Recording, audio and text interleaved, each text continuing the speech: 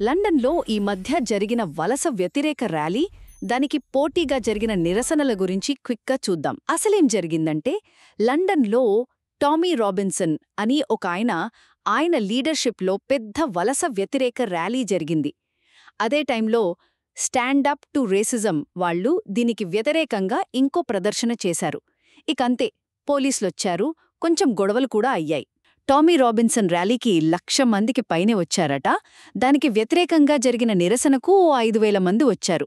ఇక పోలీసులు ఓ 1,600 మంది దాకా వచ్చి 2 గ్రూపుల మధ్య గొడవలు జరగకుండా బ్యారికేడ్లు పెట్టారు. నిరసనకారులకు పోలీసులకు మధ్య గట్టిగానే ఘర్షణలు జరిగాయి. పాపం ఓ 26 మంది పోలీసులు గాయపడ్డారు. 4గురికైతే పళ్ళు విరగడం, కంకషన్ లాంటి సీరియస్ గాయాలయ్యాయి. గొడవలు, దాడులు, ఆస్తి నష్టం ఇలాంటి వాటి కింద ఓ 25 మందిని అరెస్టు చేశారు. కొంతమంది నిరసనకారులు బ్యారికేడ్లు దాటాలని చూశారు. సీసాలు, మంటలు కూడా విసిరాలు పోలీసుల మీదకు. వలస వచ్చిన వాళ్లకు బ్రిటిష్ సిటిజన్స్ కన్నా ఎక్కువ హక్కులున్నాయని, స్ట్రిక్ట్గా వలస నియంత్రణ పెట్టాలని టామీ రాబిన్సన్ వాదించారు.